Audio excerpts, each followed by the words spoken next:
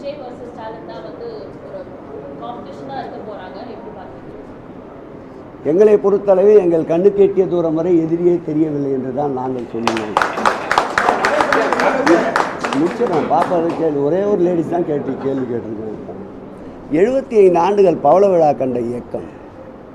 உங்கள் முன்பு பேட்டியிலே உட்கார்ந்திருக்கின்ற நான் கூட 45 ஆண்டுகளை கடந்து அரசியல் பயணத்திலே இருக்கின்றேன்.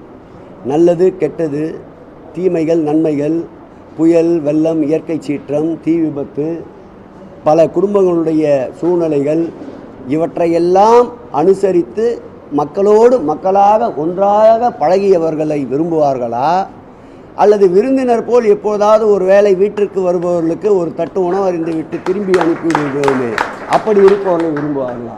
ஆகவே குடும்பமாக 75 ஆண்டுகள் பவள விழா கண்ட இயக்கம் தமிழகத்திலே வேரூன்றி இருக்கின்றது.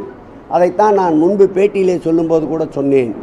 எங்கள் தலைவர் காலிலே நிகம் முளைத்த காலத்திலிருந்து அவர் கால்படாத இடங்களே தமிழகத்தில் இல்லை. இன்றைய அரசியல் உலகில் மிகவும் தெளிவாக மக்கள் இருக்கின்றார்கள். சீர்தூக்கி பார்ப்பார்கள்.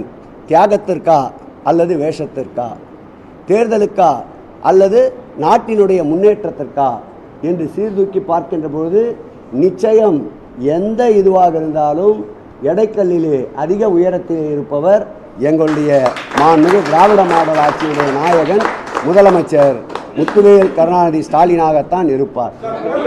நிறைய சொல்லிட்டாங்க.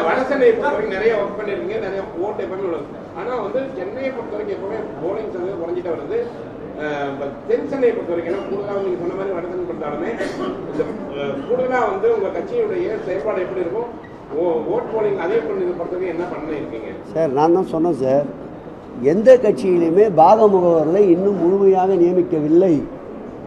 திராவிட முன்னேற்ற கழகம் மாத்திரம்தான் பாக முகவர்களை முழுமையாக நியமித்து தேர்தல் அங்கீகாரம் பெற்றிருக்கின்றன. அது மாத்திரமில்லாமல் பாக முகவர்களுக்கு அடுத்து பிடிஏ என்று ஒரு பாக முகவர் நியமித்திருக்கின்றோம். பிடிஏ என்றால் டிஜிட்டல் ஏஜென்ட், இந்த நவீன காலத்திற்கு ஏற்றாற் போல் செயல்படக்கூடியதற்கு. அடுத்து தேர்தல் களத்திலே ஓட்டம் எப்படிப்பட்ட சூழல் இருந்தாலும், வெயிலாக இருந்தாலும், மழையாக இருந்தாலும், இரவாக இருந்தாலும், பகலாக இருந்தாலும் ஓடுவதற்கு பிஒஏ என்று ஒருவரை நியமித்திருக்கின்றோம். அவர் இளைஞரணியை சார்ந்தவர்.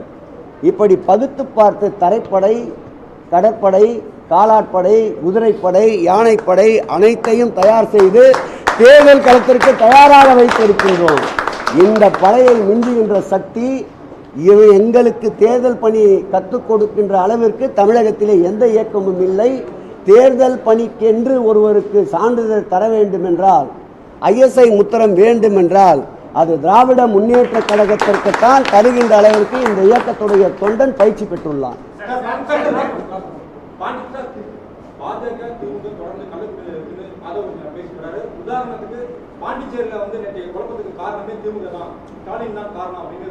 நீங்கள் எந்த ஊடகவியாலும் எனக்கு தெரியாது, மனசாட்சியோடு நீங்களே சொல்லுங்கள். பாரதிய ஜனதா காலில் போய் விழுவது யார்? யார் அவ்வப்போது போய் டெல்லிக்கு சென்று அமித்ஷாவையும் மற்றவர்களையும் திரைமறைவில் சந்தித்து விட்டு வருவது யார்? எங்கள் முதல்வர் தமிழகத்தின் உரிமைக்காக ஒரு முறையேனும் வளைந்து கொடுத்திருக்கின்றாரா? 2400 கோடி ரூபாய் கல்விக்கு தர வேண்டிய நிதியை நீங்கள் மும்மொழிக் கொள்கையை இருமொழிக் கொள்கையை ஏற்றுக்கொண்டால்தான் நாங்கள் தருவோம் என்று சொன்னபோது கூட முடியாது, மும்மொழிக் கொள்கை தான் எங்களுடைய உயிர் மந்திரம் என்று அந்த தர வேண்டிய பணத்தை கூட உதறி தள்ளியவர் எங்கள் முதல்வர் அவர்கள். ஆகவே எங்கள் முதல்வரிடம் வெளிப்படைத்தன்மை தான், திரைமறைவு பணிகள் எதுவும் இல்லை. எங்கள் மீது அன்புமணி போல் சிபிஐ வழக்கோ அல்லது டிடிவி தினகரன் போல் சிபிஐ வழக்கோ இருந்து நாங்கள் போய் யாருக்கும் அடிபணிய வேண்டியதில்லை. நிமிர்ந்த நடையோடு நேர்கொண்ட பார்வையோடு எது வந்தாலும் துணிதின்று சந்திப்பதற்கு தயாராக இருக்கின்ற இயக்கம் திராவிட முன்னேற்ற கழகம், அதன் தலைமையிலே இருக்கின்ற கூட்டணி.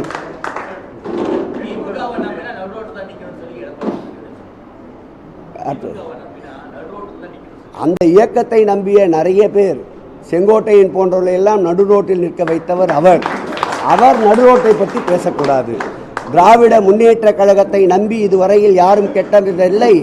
திராவிட முன்னேற்ற கழகத்தை நம்பாமல் கெட்டவர்கள் பட்டியல் தான் அதிகம்.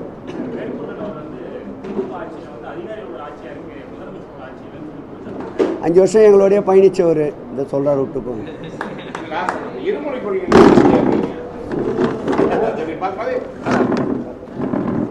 சொல்லுங்க.